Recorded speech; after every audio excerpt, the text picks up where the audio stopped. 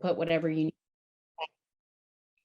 And so talk to each other, throw your questions in there. Brian's going to try to monitor the chat for me so that we can try to stop and have questions where you feel that they are needed and you want to have a little bit of give and take in that regard. So don't be afraid to at least put it out there, and we'll try to honor as best we can through our time together. So thank you again for taking the time to be here.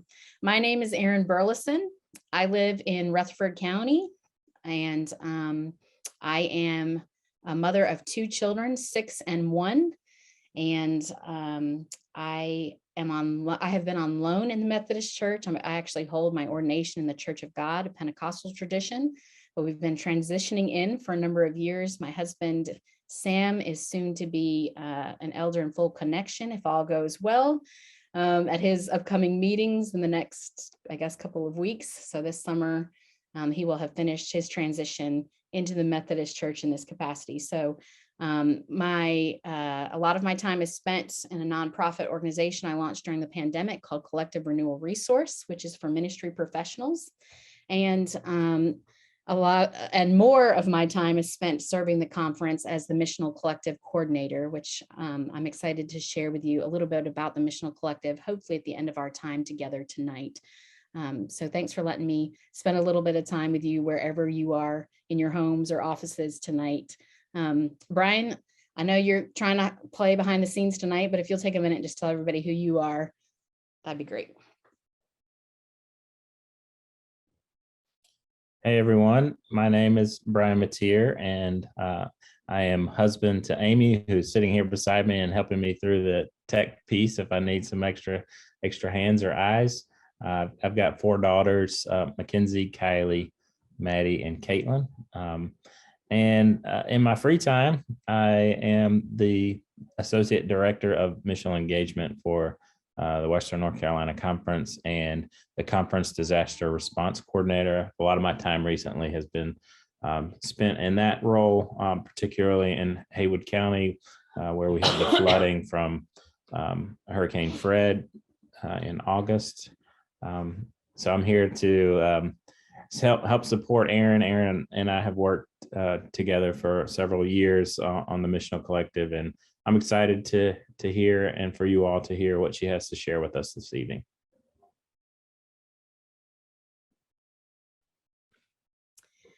So I want to encourage the chat, and Stuart, I see that you mentioned the mic is low, so I'm not sure if that's me or if that's something that we can fix, but I will try to speak up. Hopefully that will help in some capacity, but I want to invite you to go ahead and respond to a question that kind of centers around the title of this session, Will We Ever Be Enough?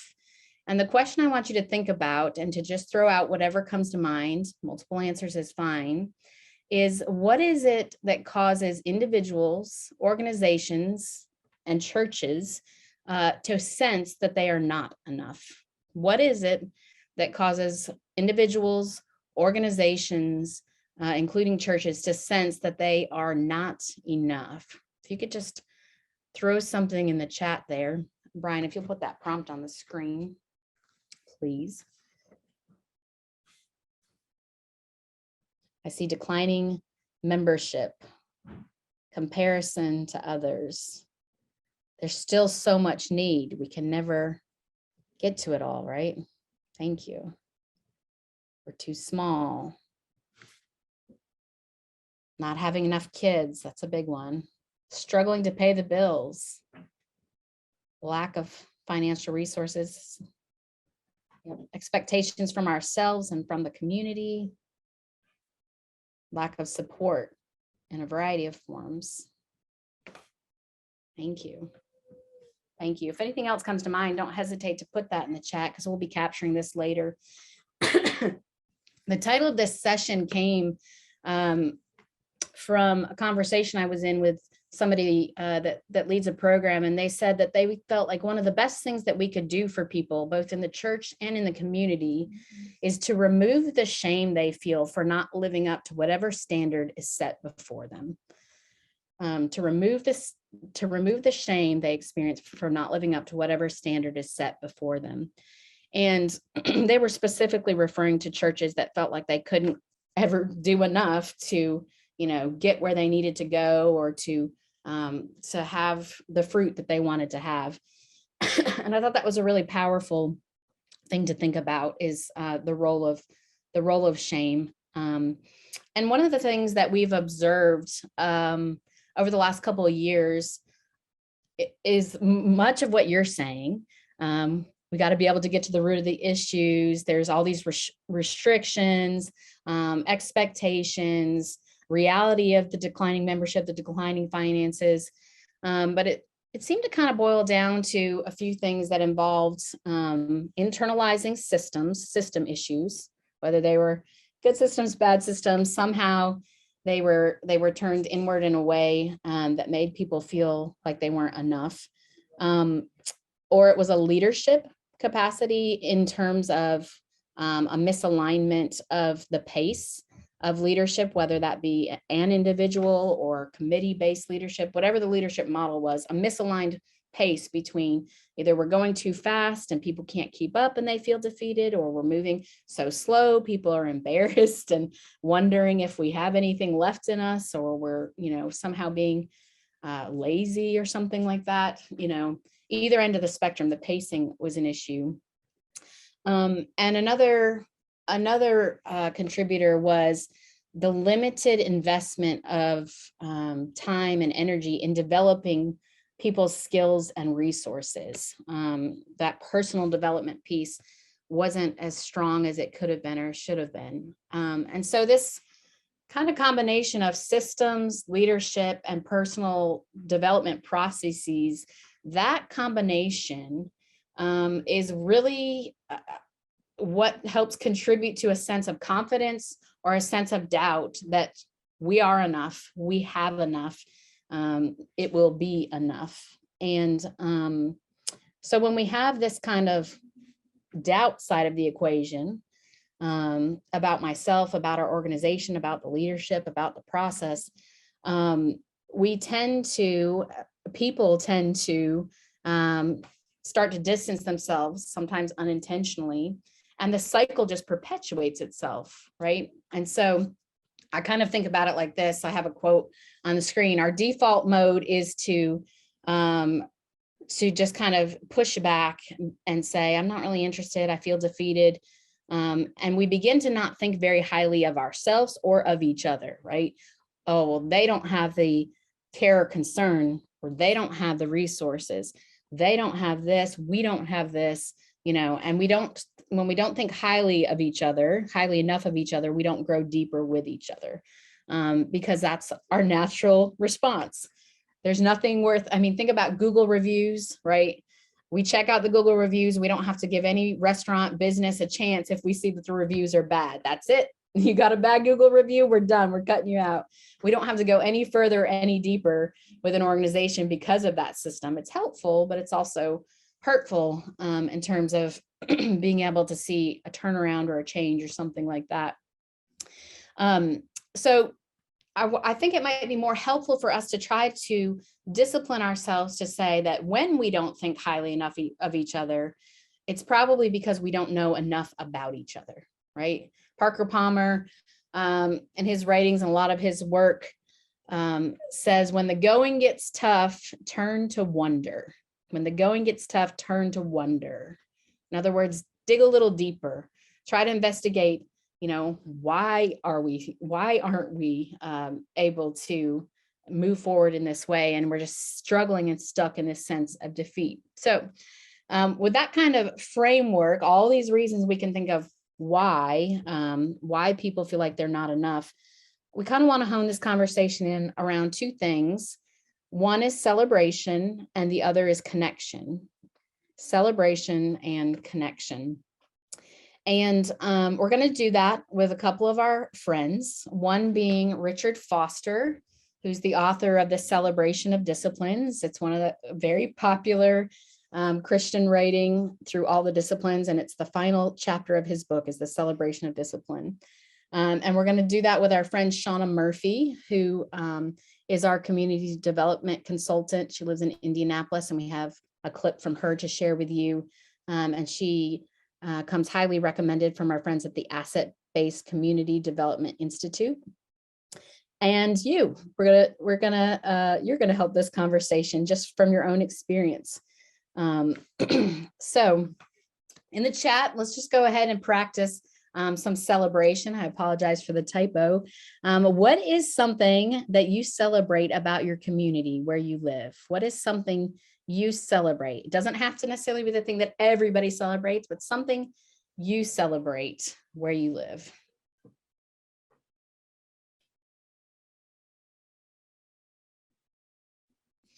Resiliency, overcoming a hurricane. Yeah. Generous. A clothing closet happening there. In the faith community, new members joined. Kindness, support, mobile food markets, deep connections to each other. Change, caring people, support, a lot of support. Ministerial association.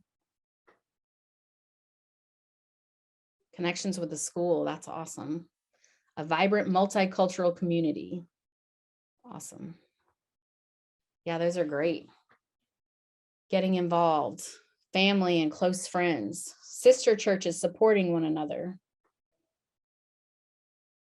A sense of family.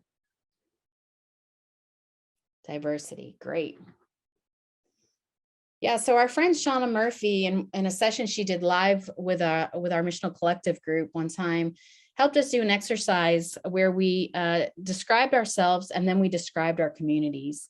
And in this exercise, what it uncovered and what she shared with us when she has done it in a lot of different places with a lot of different groups is that we tend to describe ourselves in a way where we're focused on our accomplishments, our achievements, our strengths, you know, a celebratory way. We don't usually lead with our biggest faults, even though those might come out.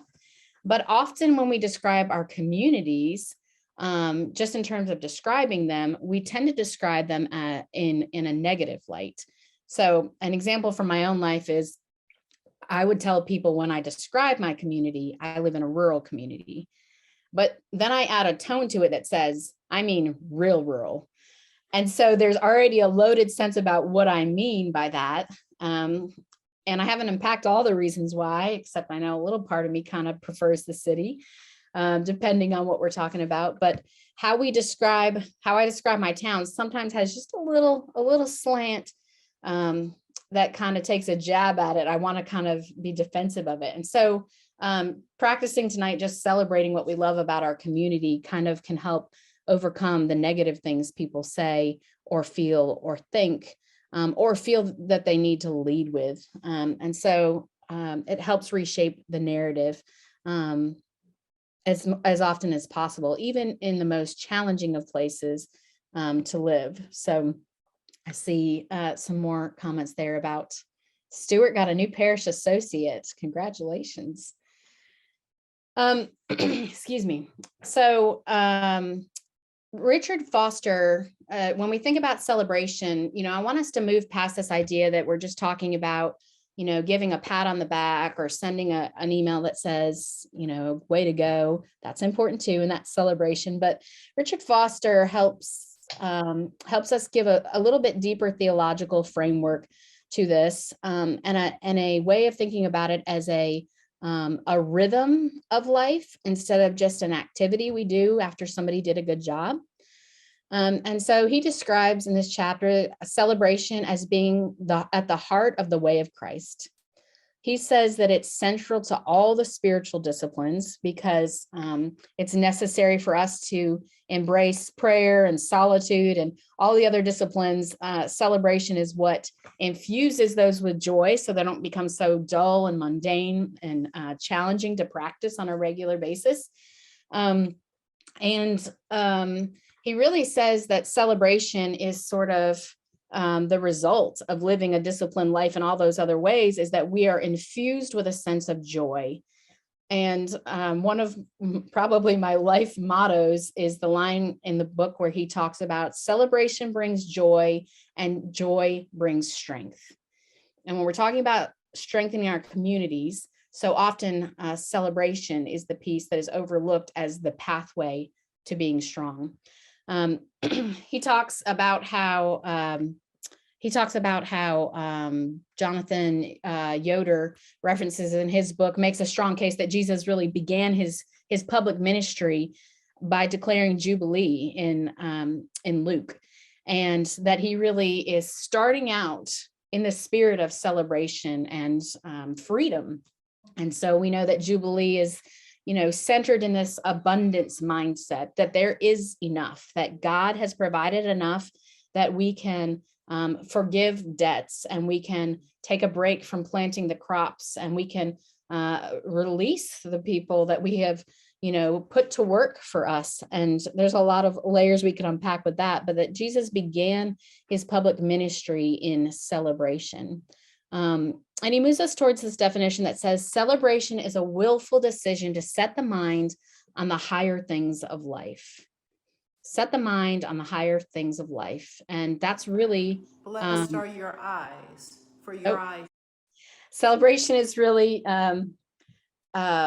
what makes it a discipline and not just a party, is the fact that it's a consciously chosen way of living and orienting our life.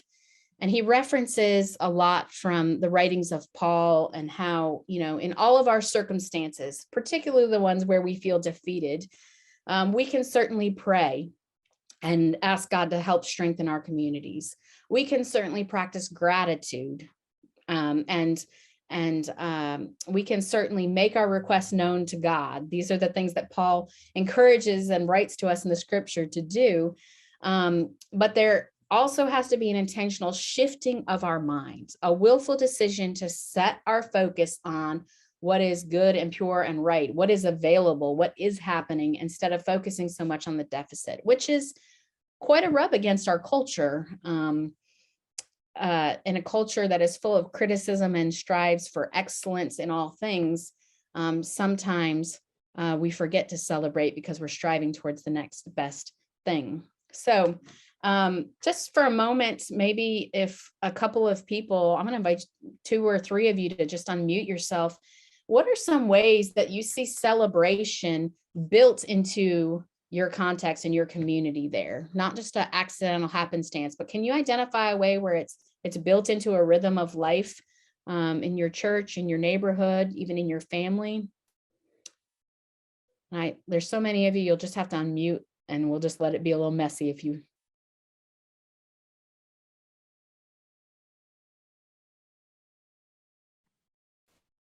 I think one of the things we've tried to build into a lot of our meetings, as well as Bible studies and even during worship, is just taking time to celebrate how we've seen God at work lately, or the things that we've that are going well. We really intentionally try to do that at the beginning of meetings or in prayer request times.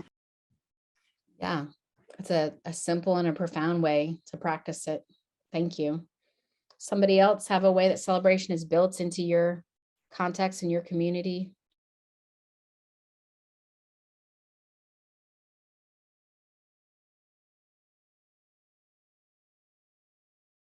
And I invite others to put them in the chat if you don't want to speak. I'll share one, and then I'll invite somebody else that's thinking about it. But we have about 5 different churches here that have tried to commit to celebrating the leadership of the church on an annual basis, with like a shared meal across our 5 churches and some award giving. Like we actually played up pretty big with confetti and silly prizes of appreciation, and try to have a lot of fun, because we know that part of celebration, the actual spiritual discipline of it, is laughing together, which Foster talks about in the book too, is, the actual response of joy. So anybody else have anything that comes to mind? Yeah, praising the leadership of the church and the community. That's a great one. As a pastor of an African American church, celebration is usually part of every worship service. Usually the sermon kind of leads to celebration, And then sometimes the music, often music, kind of goes towards celebration. Thank you. Yes. The building up to the fullness of celebration. Love that. Well, I want us to turn now to our friend Shauna. I want you to hear from her some thoughts that she shared with our group that kind of orient us towards our connection to one another and the way that celebration strengthens our community in a very personal way through our engagements with one another. And so we'll take a moment. I think it's about a 6-minute video.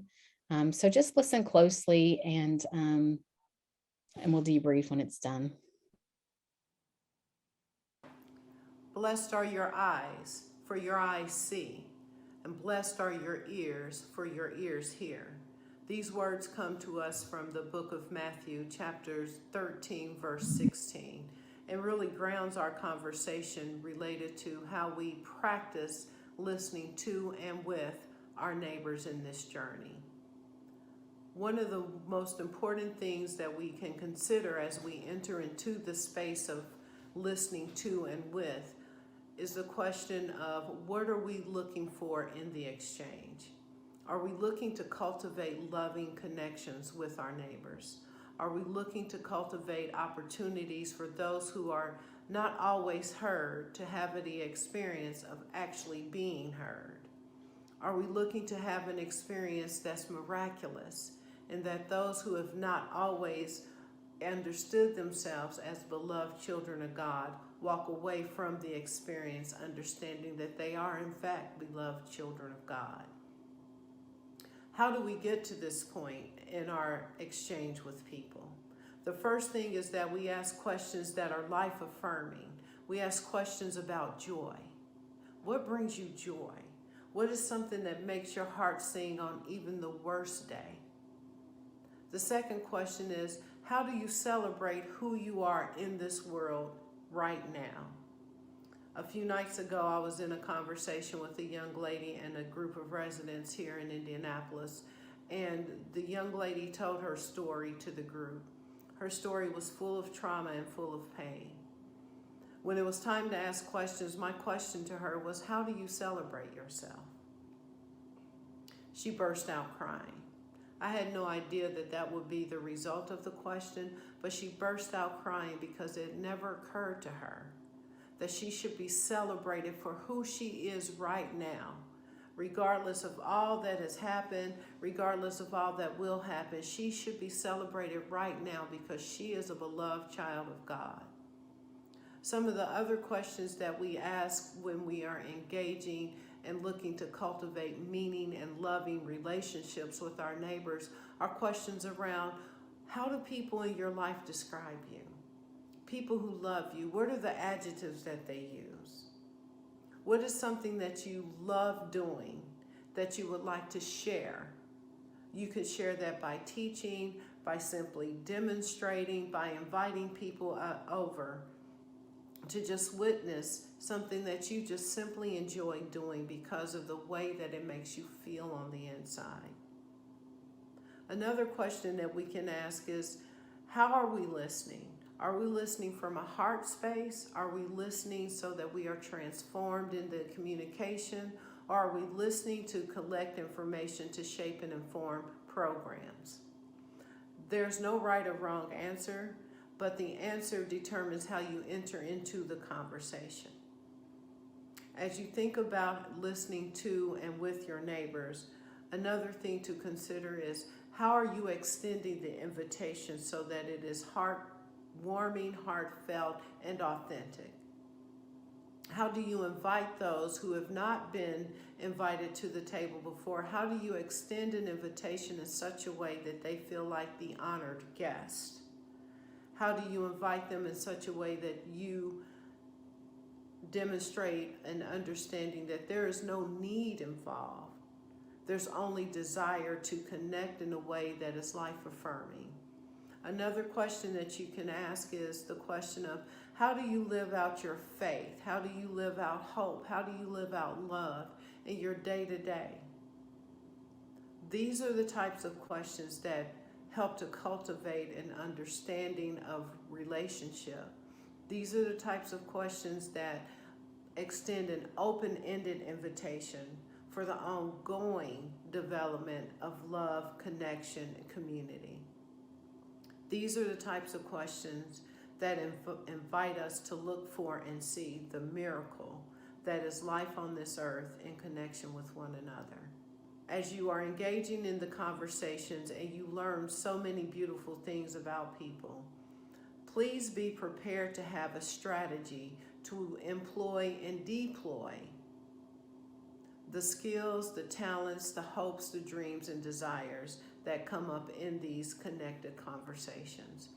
In the work that I do here and around the country, and when I say here in Indianapolis, one thing that I do say is that it is a sin to ask someone what they love, enjoy doing without a way of creating an opportunity to uplift and celebrate that.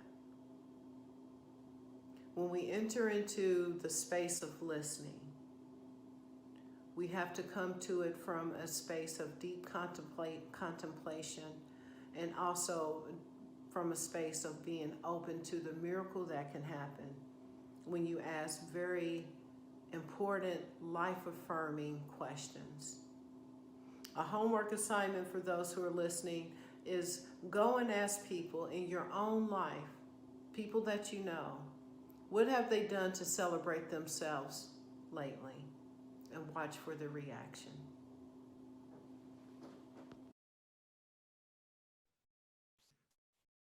What have they done to celebrate themselves lately? And not just themselves, but yourselves too. In just a moment, we'll break into smaller groups so that you all can share that. What have you done to celebrate yourself? Because it's hard to lead people in celebration without practicing celebration ourselves. So what have you done to celebrate yourself? Before we get there, and while Brian's trying to divvy folks up into rooms, I wonder if you might share what stood out to you, either in the chat or by muting your mic, just a word or a phrase. Like, what did you see? What did you hear? What did you notice as Shauna was speaking to us?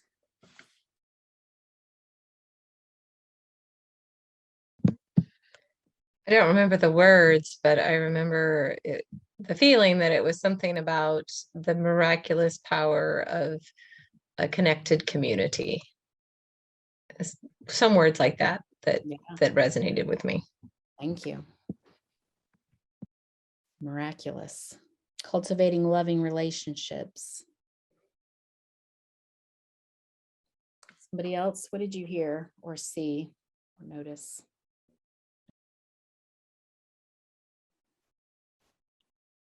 We aren't very often asked what we've done to celebrate ourselves. We might be asked what we've done to celebrate our spouse, our child, our parents, our boss. But what have we done to celebrate ourselves? That almost, we think of that as being egocentric or something. It's an interesting thought. Thank you.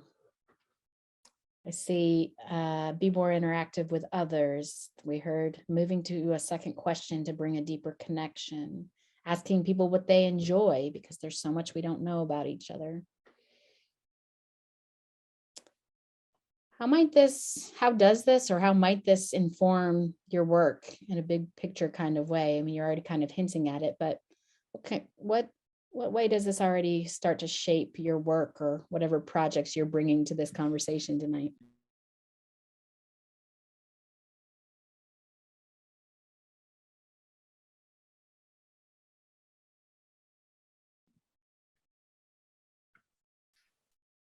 It encourages you to have more confidence. So that part of it is great. And when you have more confidence, then you could very well be encouraging somebody else to have, a level of confidence, because, once you start asking questions and getting into conversation and in communication, you can definitely go deeper. And you don't have to be as fearful, about having a conversation with somebody you might not even, you don't know well enough in your church, so I think it brings, it would definitely help me have more confidence in asking somebody, what do they enjoy? That just sounds like a great question to ask. Thank you for sharing. Somebody else want to share on the mic? I'm trying to read through some of these comments as well. So if you made a comment and you're willing to unmute, that would be fantastic. So something I noticed was that she asked us, how are we extending the invitation? And I think that makes us realize that we're to meet people where they are. So that was a good reminder for me.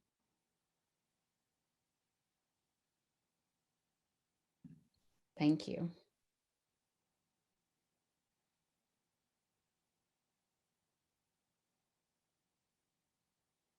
This would promote unity instead of diversity. It's intriguing. I'm wondering how to increase celebration in the community. So that's definitely formative to work, is specific. How do we do it? I'll interject here that I recently had a project with Luke Edwards, and he was sharing some of his story through Fresh Expressions. And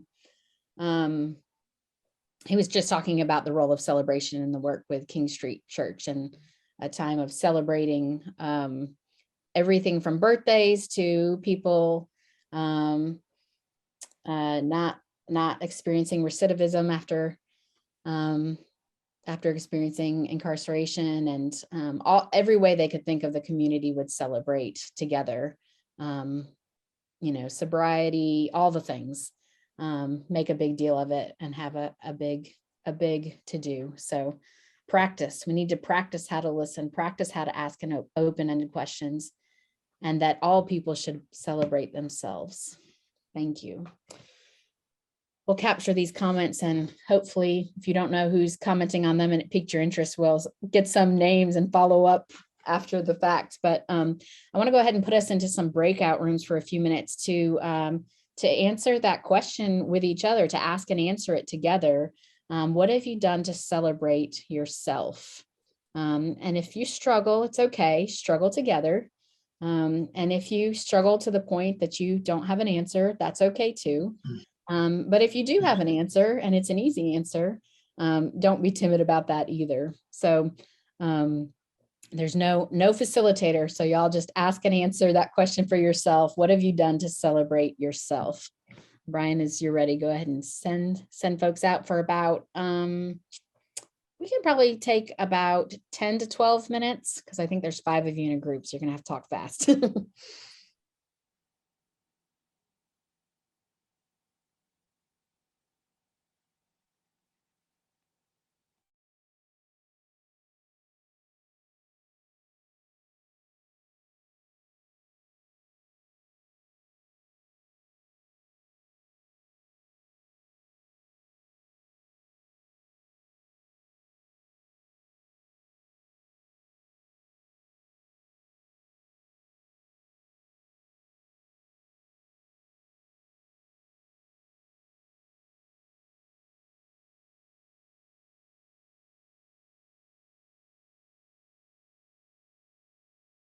You might want to tell her. The rooms are opened up. I think folks are going to them. Okay. If anybody's still on and hasn't joined a room, you can do that now. And if you're in a room alone, you can come back.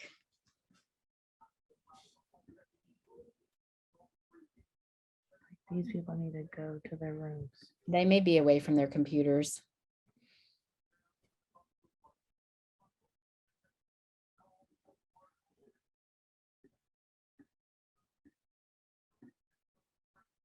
No.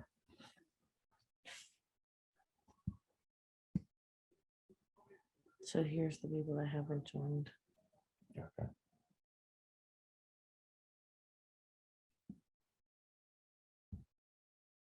She's right there. I guess she just doesn't want to join.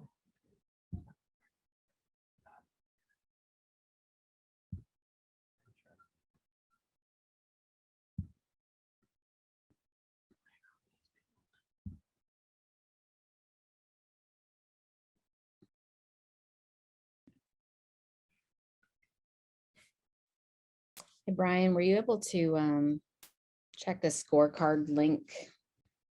Because I'm going to review it with everybody. It should link in a slide, maybe the next slide, but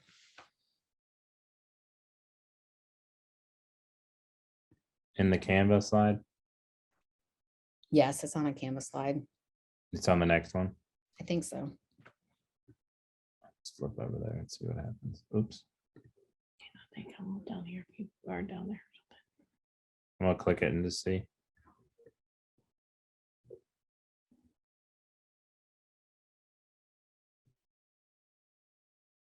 Yeah, you're seeing it, right? Yes, thank you. I'll be reading it off the screen, so. Okay.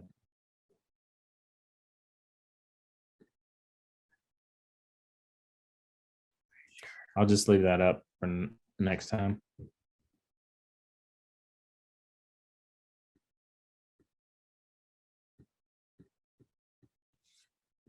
Brian, what have you done to celebrate yourself? Ah, good question. Let's see. Well, I'm gonna be celebrating myself in a few weeks. I'm going on a guys trip up to the mountains, so that's one way, I guess. Community. Yeah. Yeah, I think that's a good one. I mean, is there really a bad one? I shouldn't say that, but I feel a little bit, because I'm taking this trip with a bunch of friends for my birthday instead of my family, which I don't feel great about. I think I feel guilty about it, but I read like this question helps me make peace with it. Like this is a way to celebrate myself, and it doesn't have to be in service to someone else. It can just be, for me, and that's not a sin. Yeah. We should make an announcement to the people that are still in the main session. If you're having trouble getting their breakout room, let you know. If anybody is having difficulties getting there to their breakout room that remain in the main room here, just send it in the chat and I'll see if we can't get you in there. Or if you don't want to go to the breakout room, that's okay too. If that's how you want to celebrate, that's okay too. I don't know if this part, I'm assuming this part will be recorded as well. Just an FYI. Yes, it will.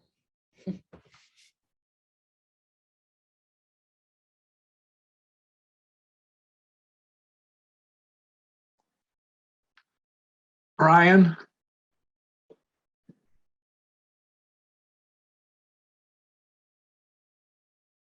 I'm having just some internet issues here. This is Alan Van Meter, so that's why I was in a room and then all of a sudden my internet went down. We're needing to have the North State come out and replace our router, but so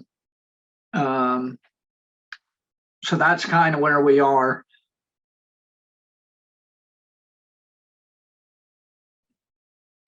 Okay, Alan, I can try to send you back to your room if you'd like. That's fine. All right, Does it's he good know to what hear room your he was in? voice. Good to hear yours, man. Yeah. Does he remember what room he was Do you remember what room you were in, Alan? I think number one. Oh, perfect. All right, well, that's easy enough. All right, here you go. All right. See, now they're on their rooms like up here again. Like this arrow right here. Oh.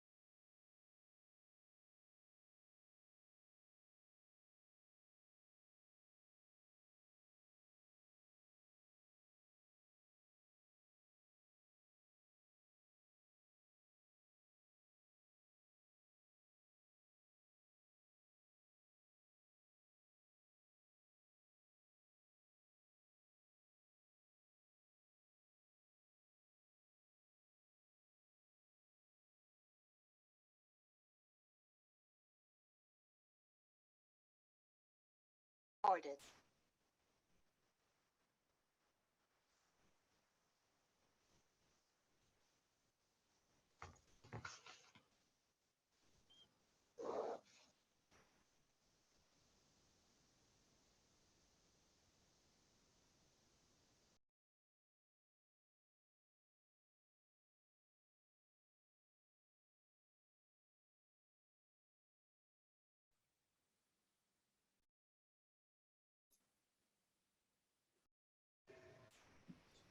Brian, you're getting a shout out from the comments from the chat.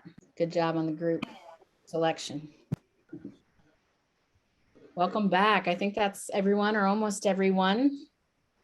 Hopefully hopefully it wasn't too tight on time like most groups are. Anybody want to share something particularly unique about how someone's celebrating themselves? You don't have to tell us who, but maybe you heard something that really intrigued you or you feel like would be important for the group to hear. One or two people. How are people celebrating themselves?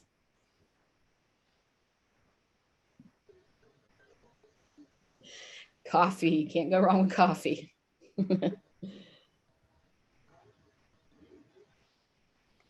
Sharing accomplishments, whether they're big or small.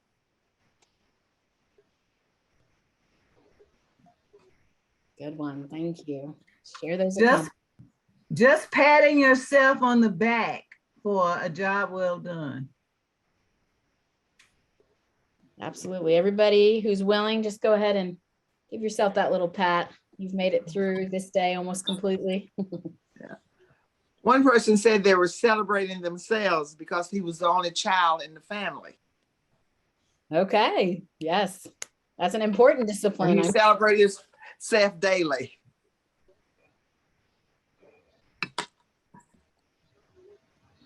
Thank you. Again, important to practice, as we talked about earlier and we saw in the comments, practice celebration, feeling the power of celebration. What did that feel like in your bodies to both offer your way or your ideas about your own celebration and to hear someone else's? What did that feel like in your body?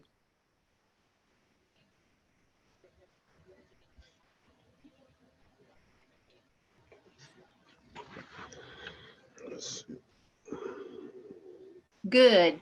Felt good. We laughed. Agreed.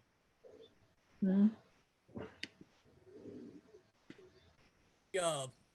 was something mentioned in our group where someone did a family wall that they had been working on.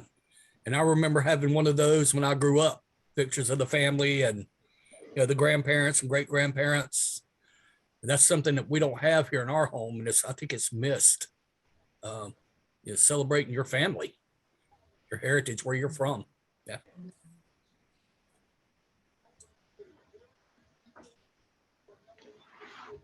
I had a little bit of tension myself. I was sharing with Brian, celebrating myself with a trip with friends instead of my family. And I felt a little guilt still kind of admitting I'm doing this in a couple of weeks. And I felt tense in my body, even though I knew in my mind this was a good thing.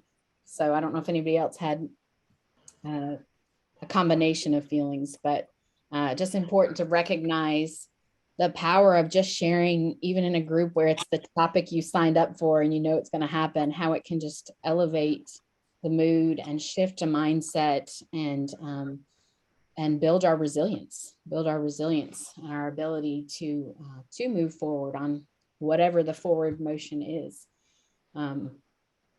So when I hear Shauna speak and I think about these kinds of questions, it always gets me spiraling back into the metrics, right? If we're going to strengthen our faith communities and strengthen our larger communities, it requires a shifting of the metric of how we measure and what we celebrate. Somebody had said earlier they were wondering how we can celebrate in our communities, and it's really these very simple things with more people involved, right? Calling together folks for simple things like coffee and affirmation. I grew up in the Pentecostal church, so testimony was the built-in church way for celebration. But we have this tool that I want to share with you before we get too far down on our time here. But I'm constantly thinking about, what is it we're going to do? And when we think about our churches, what is it we're going to do?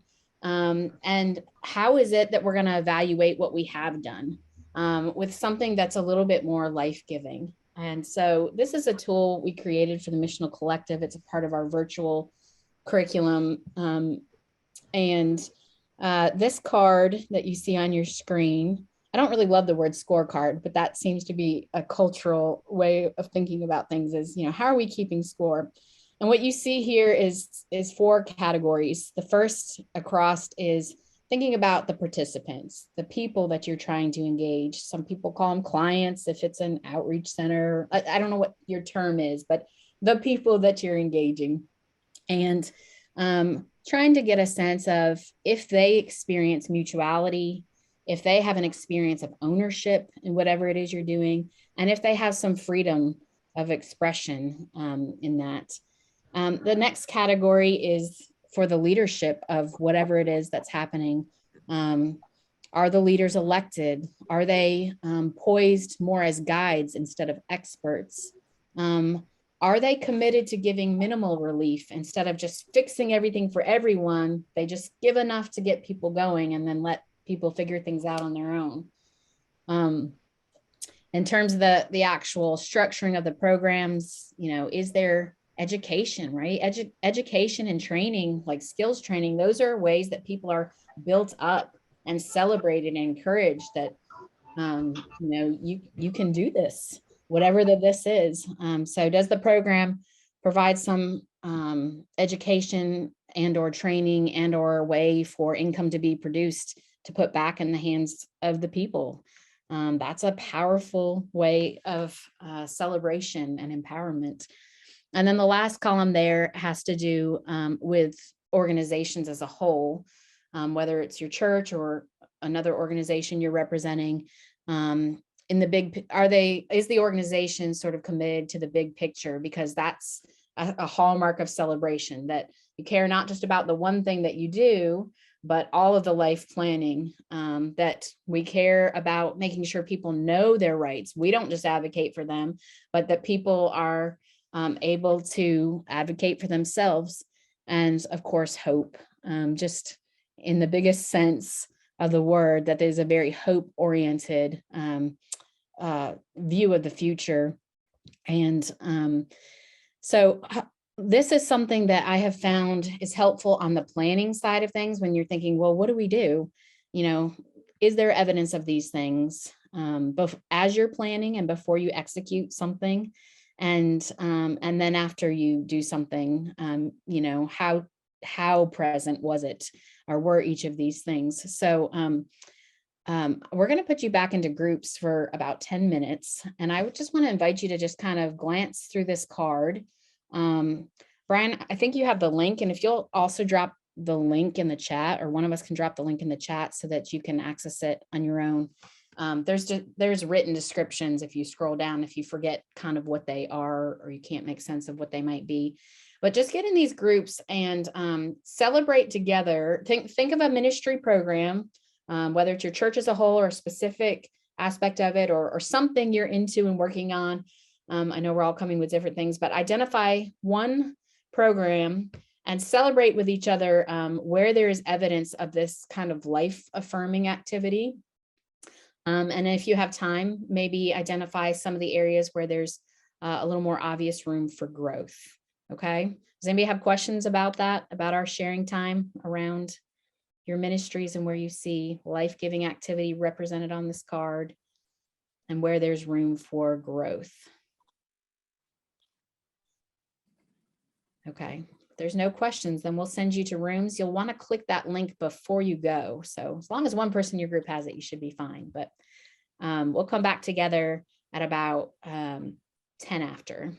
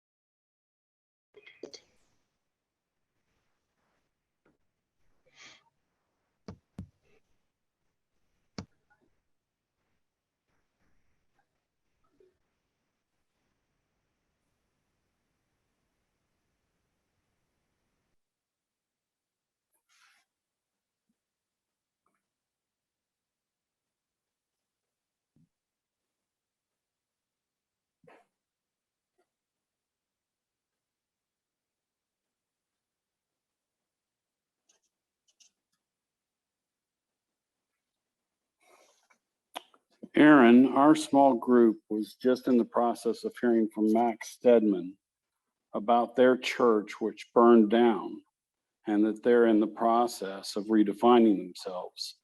And then the time ran out. It would sure be great, and it might be helpful on this exercise to hear from Mac a little bit about that and how we can use these tools to help them in their process of redefining themselves. Thank you so much. I'm having a hard time seeing faces, so Mac, if you agree, just unmute yourself and let us know, and then you can share. I'm sorry, I just got reconnected. I lost the sound. Still mute. Oh, I'm not muted.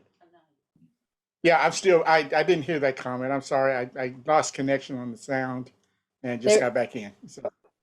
We were just told that the group ended early, and your group mate suggested that if you would be willing, that maybe you finish kind of sharing where you're at, and we can talk for a couple minutes together about your current scenario. Is that something you're comfortable doing with all of us? Oh yeah, I'm fine. I mean, I was just kind of relating to the group that CFS was in a unique position in that we're trying to and have to kind of redefine ourselves on our connection to the community, since right now we don't have a building. The church burnt down with the accident. And so, having to refocus and still try to get that connection to the community when there is no building there kind of presents some special circumstances, and kind of trying to refocus and getting our minds off of, I know you got to have to rebuilding the church, but also kind of taking some of that time to say, we're going to have to re-engineer, okay, as far as continuing any kind of connections we have with the community. So we're kind of in a unique position. Yeah. Well, hopefully, I mean, aside from obviously the prayers for that process going forward, hopefully this tool maybe can help you. And I'm going to share a few more in just a couple minutes for kind of the more introductory, starting over kind of conversations that all of us, we don't all always need to have because of circumstances like you've described, but sometimes it's even beneficial when we haven't had a crisis to revisit kind of a fresh start. So thank you for sharing that with our larger group. And I would invite you all to share comments and encouragement and follow-up coffee dates if you're open to it, schedule, because I think that that's a journey that we could walk together. Any last comments about the tool before we just take general questions and I give you a couple more resources to take home with you or take off the screen with you? I know some people are having to go, but generally the tool is helpful for you. Why don't you just put in the chat just any thing that was helpful or anything that is hard? Yes, it was very helpful in our breakout session. The list, it reminded us how much we like to serve and how important it is for our service to have a process as well. So it was great. We celebrated. Thank you. Thank you for that. Some confusion about the tool. Thank you for that. Okay. Well, I want to share with you a couple things. We could talk a lot about celebration. We could talk a lot about our contextual settings and where it's needed and what to do for days. But a few follow-up steps, if you'd like to continue in this vein and move a little bit more specific, are here on the screen. And I think Brian will be able to drop the links to you as well. We have a few offerings. One is, as Brian and I mentioned, we lead the missional collective journey. It's over the course of a year, we do 5 immersive learning retreats in Asheville, Boone, Greensboro, Charlotte. So there's 4 on site and 1 virtual. And they're designed to build a connection for you and other missional minded folks to talk through these kinds of topics, to work through your ideas. But they also will give you a combination of just intellectually stimulating resources and presenters, along with historical and theological sort of field trips, so that you can get more experience. And so that is a small group selection, but it's an open application process for clergy, laity, and even organizational leaders. So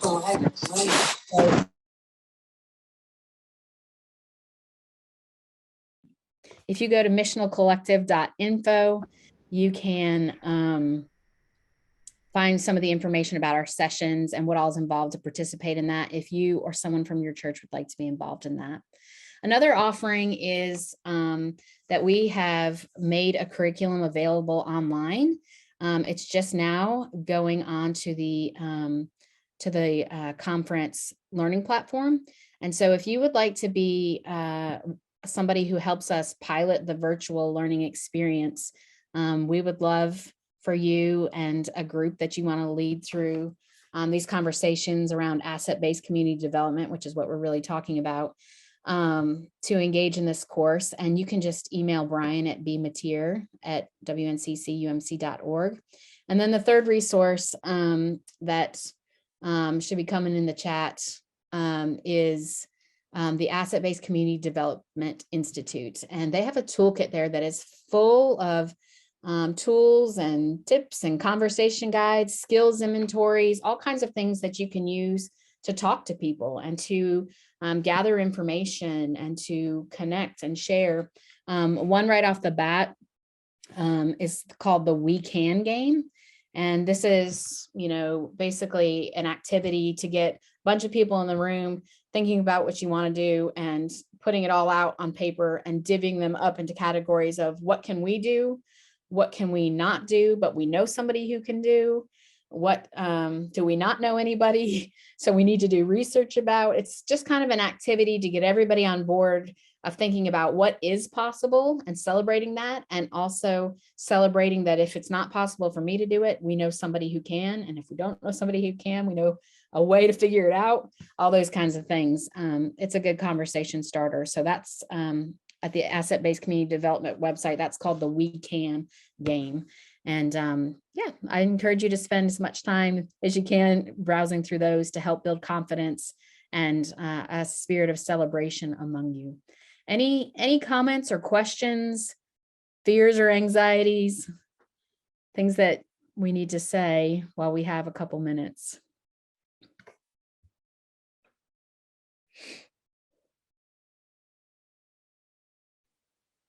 I would just offer to Mac that if they would take that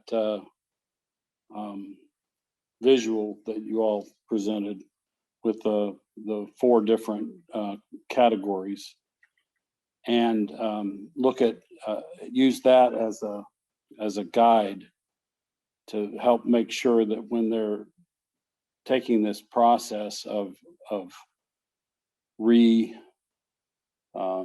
configuring, re-evaluating their church as they build anew, to make sure that it is fully inclusive of the items on that chart. I thought it was very good and complete way to look at those different tiers of involvement. And I don't know if that's the right way to characterize that, Aaron, or not, but I also wanted to encourage, I don't know if they have access to their property and their parking lot, but to help the neighborhood know that the church has not disappeared, has not gone. They could learn from us at Macedonia in Southmont off of High Rock Lake that we went through from the middle of March of 2020 up until almost Advent season of last year with drive-in worship only And we actually at times grew our participation. In Easter of 2020, I shared this earlier with one of the groups. In Easter of 2020, we had more people participating in that parking lot than would have fit into our sanctuary. And people came from other churches. We knew that they would, when their churches reopened, that they would return to them, but they came because it was the only thing that was really offered in person live for them to be a part of. And there were people that actually joined our church because we actually offered music. And I am assuming that you're coming from a predominantly African-American church, and that that music is a vital part of your worship experience. And you can still have a choir and stuff. Admittedly, when it's really cold, it's tough. But there are ways in which you can do all of that and make your presence felt throughout the community, and not feel like you've disappeared from the neighborhood where you were. Just a thought. Thank you. No, thank you. It's a very, very, very, very good information. Any other comments, thoughts, or questions we can share as a group?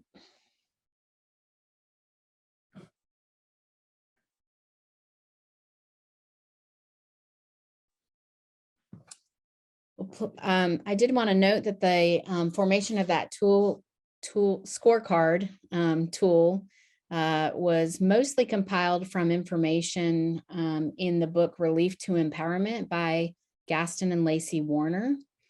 And so if you're looking for a book to read, you might enjoy that read. But don't hesitate to reach out to myself. My email is eburleson. I'll put it in the chat. And Brian as well. Brian, if you wouldn't mind putting yours in the chat as well. We would be more than happy to continue these conversations or help set up opportunities for groups of you to continue these in smaller ways. So thank you so much for being on tonight. I'll hang on here till at least 8:30. And I'm celebrating each of you. You've made it to 2022. You keep showing up and trying to figure it out. It's evident that God is with you and he is for us and that he is working through us, no matter how big or small. So be blessed as you go on your way tonight.